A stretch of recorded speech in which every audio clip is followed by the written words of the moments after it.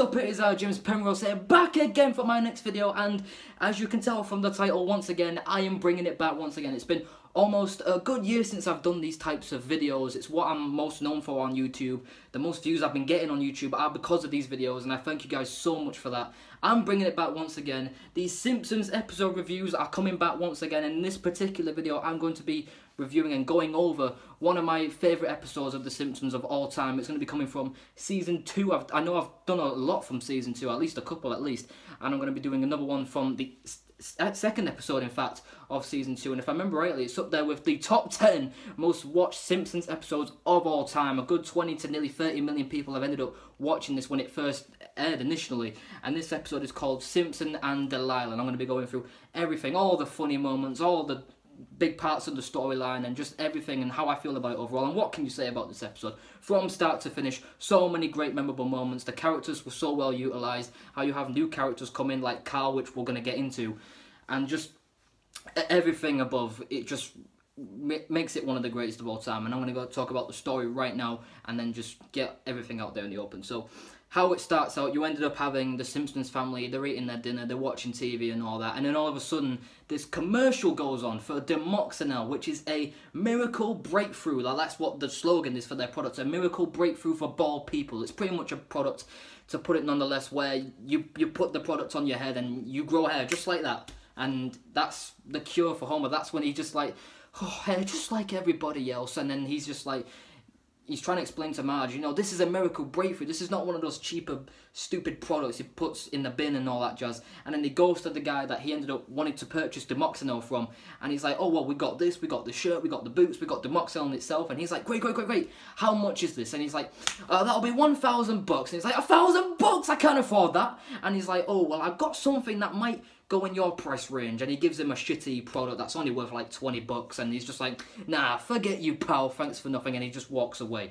And then you hit the spot where Homer ended up talking to Lee and Carl at the nuclear power plant, and he's trying to explain to them, look, this is worth $1,000, there's no way in hell I can afford this. And then Lenny ended up saying, you know what, why can't you just pay through the nuclear power plant medical plan, which is pretty much a deal where he ended up going back to and said, you know what, I would like to pay through this medical plan, and or insurance plan, whatever you want to call it. And the guy's like, well, you know what, this is not something that we can do. This is not something that, you know, that can be done just like that. You know, this isn't right, and all that jazz. That's what he was trying to say. And then all of a sudden, turns on the music up to 100, so no one can hear, and he says to Homer, meet me in the alley in 15 minutes, but make sure, come alone. And that's when the deed is done. It goes down, gives him the product, gives him the contract with the $1,000 on it, and then they just walk away like nothing's happened. And then that's when you hit where Homer ends up putting the product on his head and all that. He goes to sleep with the hat on, or whatever it is that he puts on his head. You ended up going, when he wakes up the next morning, can't fucking speak, the mouthwash in his mouth, he rinses it all over, and then all of a sudden takes off the hat and spits it out the window, and he's just like, I have hair! And then that's when you hit the part where he goes outside Springfield, he runs around like a lunatic, goes to the cemetery where there's a bloody funeral going on, and then he's just like, oh, good morning, Homer, casually, yeah, it's not there's a funeral going on, is there? Goes to Moe's Tavern and everywhere, and it's funny because he ended up approaching another guy who ended up using the Demoxenil product as well, and he's like, good morning, Springfield, and they both look at each other, and they just go, Demoxenil! And then they hug and everything, and that's when Homer ends up going on cloud 9 just from there, just by getting. And what I also liked is how I ended up in every segment of The Simpsons, he ended up changing his hairstyle, where he would go to the barbers, get his hair cut, and it was almost like a mushroom kind of haircut. Like, to me, it looked really, really fucking awkward.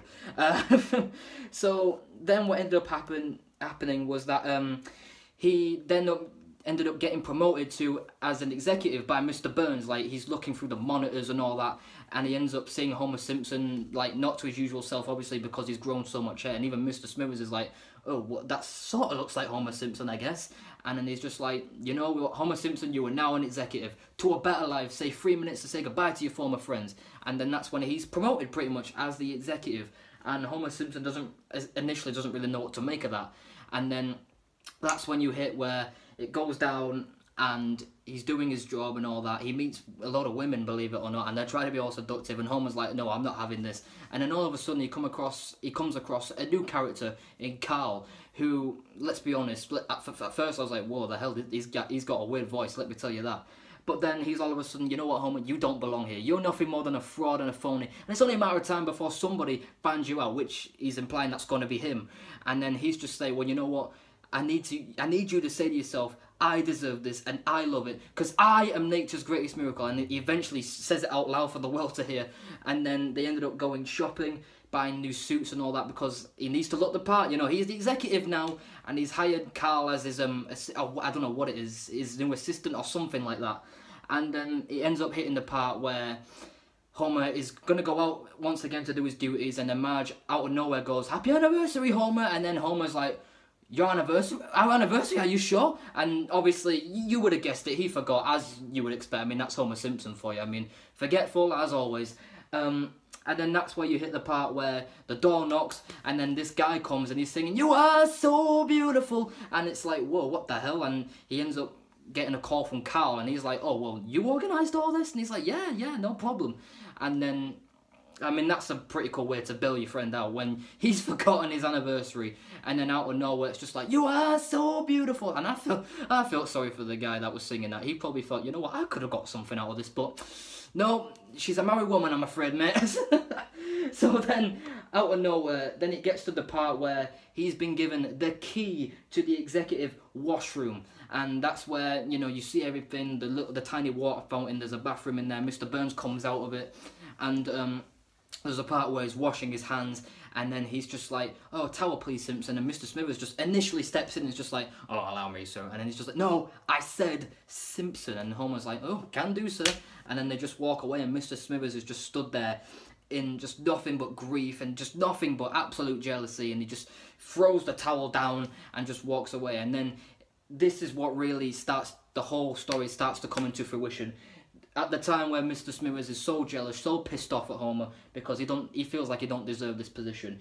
How does he try to get him out of all of this and try to get him fired? This is how he does it. He goes in without no one knowing, and he checks his record, and he finds out that, yeah, he did in fact pay $1,000, well, not exactly the $1,000 for Demoxenil, but he charged the company for Demoxenil with $1,000 through the nuclear power plant medical plan, and that's something that they just don't tolerate. That's something that is a no-go pretty much. And now he's like, "Oh, now I got you, Simpson. Now I got you." And then when it comes down to that, that's where it ends up hitting down on Homer, where Mr. Burns ends up finding out about all this. And he's like, "You know what, Mr. Smithers, I want you to make an example out of this new executive, you know?" And he's like, "Oh, with pleasure, sir." And then that's when, before that, you ended up having Homer going to Carl, or straight after that, where Homer ended up going to Carl for advice because there's a big meeting that he ended up needing to host, and he doesn't know what to do. He doesn't know what to say. He's completely screwed. And then it ends up hitting the part where Mr. Smithers goes to Homer, and that's where he's caught pretty much. He just says, "Oh, I just thought I'd drop by and tell you that you're fired, because our power plant does not allow this $1,000 for Demoxenil, and we just don't allow this whatsoever." And then, just when you think Homer has lost his job, it's all over, then Carl out of nowhere bails Homer out. He's like, "You know what, Mr. Smithers, no. Homer Simpson is innocent. I did this." And then he's like, "Oh, well, in that case, you're fired, whoever you are." And that's how you know that the real friendship with Homer and Carl has hit home, even though it might seem a bit awkward at times, because let's be honest, when it gets to the end, it does seem kind of funny and awkward. But you could tell that that's what he felt, and in the end of the day, he bailed him out. That was the right thing to do. And then it hit the nice part where, you know, they're outside, and he's just like, "Oh, I'm gonna miss you, Carl." And he goes outside in the rain, and it's just like, "Oh, well, Mrs. Simpson, did you bring an umbrella today?" And he's like, "Oh, don't know," and then just throws the umbrella at Homer and then just walks away, which was a cool moment. But what wasn't a cool moment for Homer was what happened after the fact, because he drives home, still all panic stations. "All right, you might have your hair. Oh, but damn, that big speech." And then all of a sudden you hit a part where Bart is in his parents' room, and then he sees the Demoxenil product staring right in the face of Bart. And that's when Bart's like, what would happen if I were to grow a beard? And it has this little flashback type thing effect where Bart ended up growing a beard, and Milhouse and his friends were trying to rip it off him, and it's just not having any of it. And Bart's just like, it's just real, Daddy-o.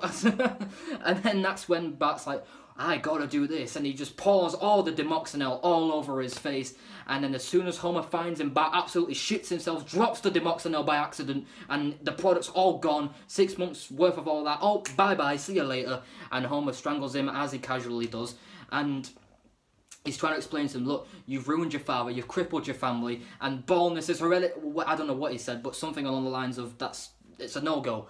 And Marge is trying to explain to Homer, look, why don't you just pay the cash outright? And Homer's like, I don't have $1,000! It's as simple as that, I don't. And it hits the part where, of course, you hit the next day, and it's slowly going towards the bathroom, the little shots of hair falling on the floor, and you see Homer back to his bald self with the little tiny hairs on the up and on the side. Marge is apologising, Homer's just like, oh, I don't want to hear this, and he's still got that meeting to go to as well. So at this point, Homer's shitting himself. He's absolutely shitting himself. Despite what Carl did for him, he still has to face the music with this meeting. And then he gets a letter from Carl, pretty much explaining that, God bless you, you're a hero and all that jazz, blah, blah, blah. Sincerely, Carl. And he was actually reading the whole message behind him while Homer was reading it as well at the same time. And then it all goes down to the fact of Homer saying, well, you know what, thanks for the speech, Carl, but I can't give it because look at me, I'm bald again. And Carl's like, oh, you know what, I guess I haven't taught you anything, because he's like, oh, well, don't you see the tartar sauce, the executive bathroom, the key and all that jazz, you did it all because you believed you could and you still can. And then it goes down to the funny fact of, well, how do you know all this? Homer's like, oh, how do you know all this? And Carl's like, oh, because my father told me not to ever kiss a fool, I don't know, whatever. And he ended up kissing Homer, and he's like, oh, go, get him, tiger, and just spanks him in the ass. I was like, oh, God almighty, he really feels this way for him, doesn't he? He really does. So, and he's just like, rawr, goes to the meeting, and it all, as you'd expect, it all goes tits up. Mr. Burns like, oh, what the hell is he, and who's he done with Homer Simpson? And he's going on, blah, blah, blah, blah, about how we can increase income by this and save millions of dollars for blah, blah, blah, blah, blah. And no one's buying it, everyone leaves, and it all just ends in a big debacle. And then Mr. Smithers ends up going to Homer and says, Mr. Burns' office, right now. And then, again, that's when he has to face the music, or so he thought, when he was like, oh, you know what, you've made a mockery of our executive position and our power plant. I should fire you on the spot, but I'm not going to. And Homer's like, you're not going to fire me after everything? Why? And he pretty much is going through his diaries, his old photos of his old days when he was growing up to now, and he does have a soft spot for Homer in terms of, the baldness and all that, and everything that he's been through. And then that's when he decides to give him his old dead-end job back. And initially, Homer's like, oh, thank you, thank you, thank you. This is what I want. And then it hits the ending bit, and this is what hits home as well, where Homer's just like, seriously, I'm stuck in this dead-end job again, where the kids are going to hate me because I'm ugly and bald, when beforehand, when I had hair, I gave them everything. And, they looked up to me, and they thought I was cool, and now that I'm in this dead-end job again, it's back to the status quo, and they're just not going to see the best out of me. They're just going to look down on me, and they're not going to love me. And that's when Marge is pretty much just telling him, that's not true and everything, and then he calls him and all that, and then how ironic that she ends up singing in the song to Homer, you are so beautiful to me, and that's when it all ends there, and they kiss, and it ends on a happy note. Yeah, I didn't really mention how they had a meeting when, Homer wanted the tartar sauce for everyone in the cafeteria and everything at lunchtime, which again I thought was quite funny, because Mr. Smithers again was just like, oh, you stop wasting our time, Simpson. But overall, when it comes down to it, this is one of my favourite episodes of all time. There was an absolute shit ton to go through. There's probably stuff I have missed out, despite the fact that I've gone through notes and everything, and I've stuttered a couple of times because I can't speak today, I don't know why. But nevertheless, guys, these are the videos I wanted to bring back to you guys. These are the videos that have ended up giving me the most views, the most likes, the most subscribers, and I thank you so much for that.